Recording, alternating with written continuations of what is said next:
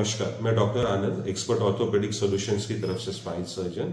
आज हम surgical series में अगली सर्जरी, जिसको हम फ्यूजन सर्जरी कहते हैं, उसके बारे में बात करेंगे। और ये जो फ्यूजन है, 3 तरीके से। आज हम सिर्फ ओपन सर्जरीज के बारे में बात करेंगे। जो ट्रेडिशनली जो सर्जरी स्टार्ट हुई थी, अब फ्यूजन का मतलब क्या होता है? स्पाइन हमारी डिजाइंड है मूव करने के लिए हर एक डायरेक्शन में, लेकिन डिस्क खराब हो गया और डिस्क की वजह से आपका दोनों के बोन्स के बीच में हाइट कम होती चली गई। सो इस फ्यूजन सर्जरी में करते क्या है, हम इन दोनों बोन्स की हाइट को इंक्रीज करते हैं, जिससे कि नस का जगह खुल जाए, इसके ऊपर से प्रेशर चला जाए। अब ये हम किस तरह से करते हैं? जो इस ऑपरेशन में जो पेशेंट होता है वो उल्टा लेटा होता है बॉल्स्टर्स के ऊपर, जिससे कोई प्रेशर वगैरह ना रहे।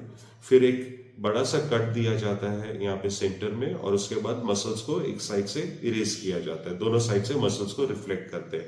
जैसे ही हम मसल्स को रिफ्लेक्ट करते हैं, ये हमारे पास बोन आ जाती है, इसको स्पाइनस प्रोसेस और ये लमाइना कहते हैं। हम लमाइना के पास आते हैं। हम जैसे आप देख सकते हैं यहाँ पे ये डिफेक्ट, हमने लमाइना हटा दिया यहाँ पे, साथ ही साथ में जॉइंट हटा दिया। सेम प्रोसीजर हम आप में भी करते हैं।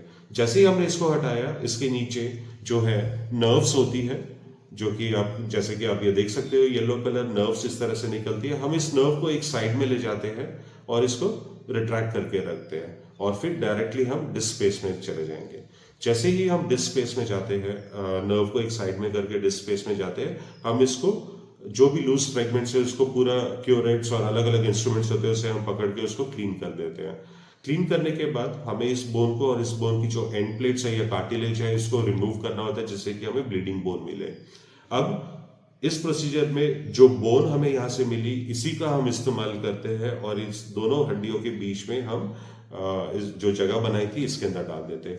कई बार हमें केज लगाना पड़ता है।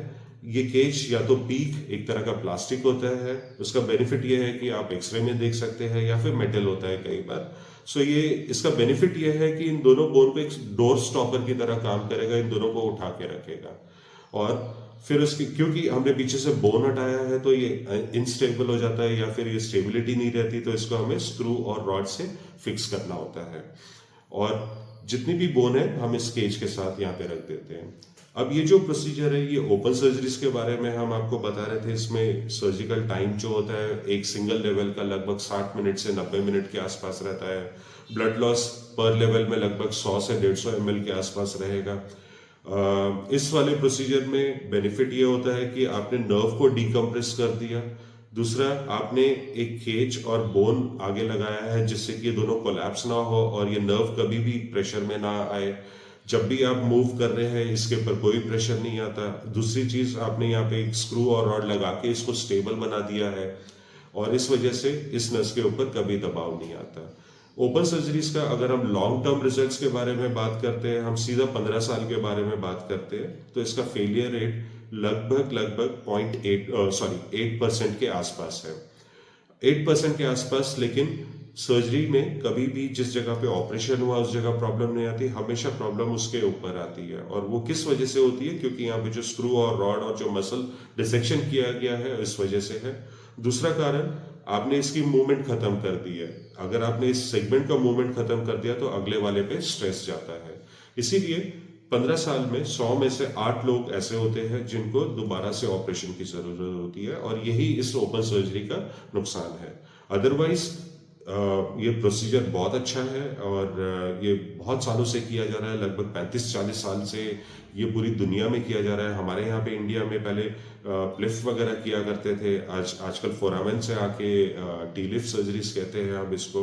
और हमारे देश में ये काफी साल से ये चल रहा है, और ये सबसे पुराना टेक्निक है सर्जरी का, जो पूरी दुनिया में आज भी कर रहे हैं और आज भी मशहूर है।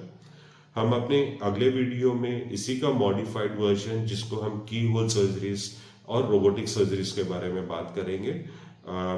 अगर आपको इस प्रोसीजर के बारे में, ओपन फ्यूजन सर्जरी के बारे में अगर आपने जानना है, तो आप हमें कमेंट्स में आप लिख के भेज सकते हैं। अगर आपको ये वीडियो अच्छा लगता है तो आप इसको लाइक और सब्सक्राइब कर सकते हैं।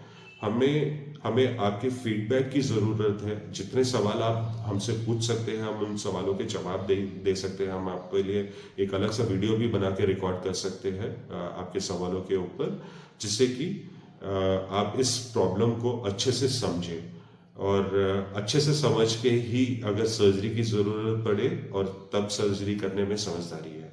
नमस्कार, थैंक यू।